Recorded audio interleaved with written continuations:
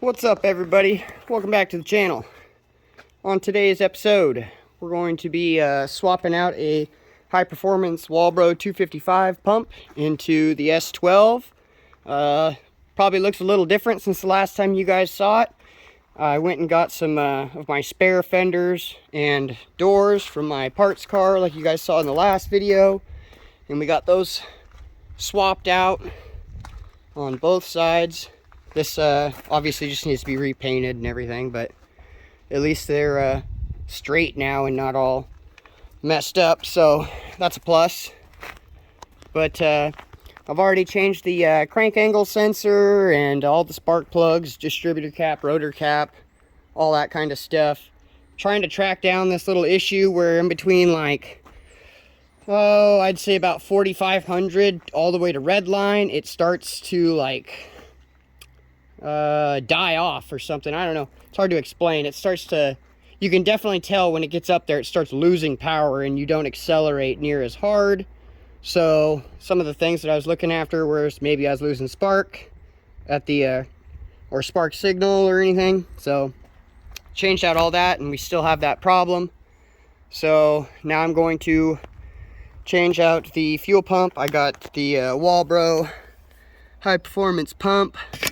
I just ordered it from the Holly website.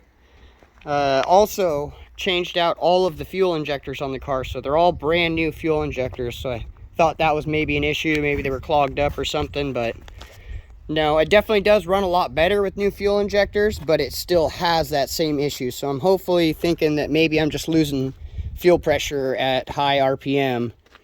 Maybe the factory pump just can't sustain it, because I'm pretty much guaranteeing it's a factory pump. I have yet to open up one of these cars and it be an aftermarket pump that somebody has already put in. But so we're going to be getting to pulling the pump out. It's pretty easy. The S12 is probably the easiest car I've ever seen for Nissan wise. All you do is peel up your back carpet. You'll take out the 4 screws, and then these are all Phillips heads, and then underneath that there'll be 6 or 8 8mm bolts that hold down the fuel pump top hat, and the fuel pump and sending unit are all in the same spot, as opposed to the 300 where the fuel pump is not accessible, but you can't access the fuel sending unit, which is stupid, because it's like, what's going to go out first, your fuel pump or your fuel sending unit, you know? And which one do you care about more going out? I know for me it'd be the fuel pump. But yeah, we're going to be pulling that out and seeing what it looks like. Okay, so once you get all of these bolts out, this little plate should come right up. Might have to poke the grommet through so the plate can slide. Oh my God. Slide over. Wow. That does not look pretty. What is going on with that? That is like growing stuff on it. Oh man, these electrical connections don't look very good either. Might end up having to switch the whole pump top hat. We'll see when we pull it out, but I mean, if I have to, I'm pretty sure I have some pumps. Here's one with a good top hat. None of them look broken or anything, so I might end up swapping to this one and just changing out this bottom bracket. The zinc coating is just kind of got away from it. It's supposed to look like this, where it's a nicer zinc coating to it. But I don't know, I got like, that one was one that was fixed that I got and replaced, and it was like, holy crap, I ain't running that. This is a 370 top hat that broke on my buddy's 370 down there. Had to switch that over. This top hat, this one looks pretty good. So I can either choose between this one or that one. So I'll probably switch this out with this one because it's a lot nicer. So we'll get that switched out as well, I guess, because that one's crap that's in there. That is disgusting. Those wires are just waiting to break and get me stranded on the side of a freeway somewhere or some shit. So we'll pull it out and check it out, see how it looks. But I don't think so.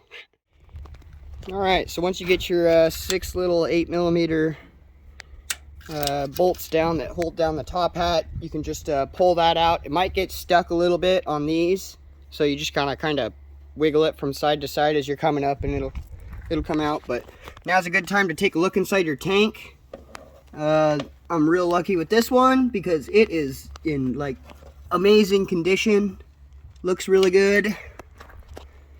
So the top hat. So let's take a look at this. The two connections that are really shitty looking are the connections for the pump. So I'm going to test the continuity and resistance in there to see if maybe they're bad at all, or if we're getting a good connection and everything. But probably still end up switching out this top hat just because this one's pretty shitty looking. So, but figured as it was a factory pump. I'm sure it's not supplying the 30 to 37 pounds of fuel pressure that it's supposed to. So hopefully when we get this new one put in there, she'll be running right. All right, we got the new fuel pump assembly put in. Here's the old pump, old shitty thing. So pretty much done. Everything's all connected back together. Just need to prime it once.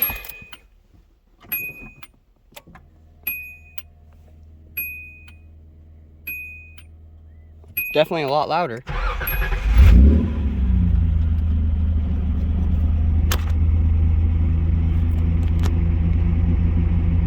All right. Well, it didn't die, so seems to be working.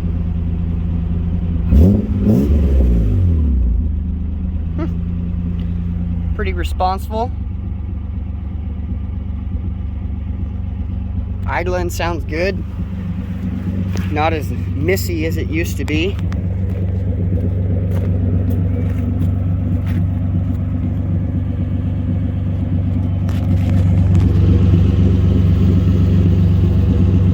Being a Walbro 255, it's pretty quiet. I don't even really hear it when it's running.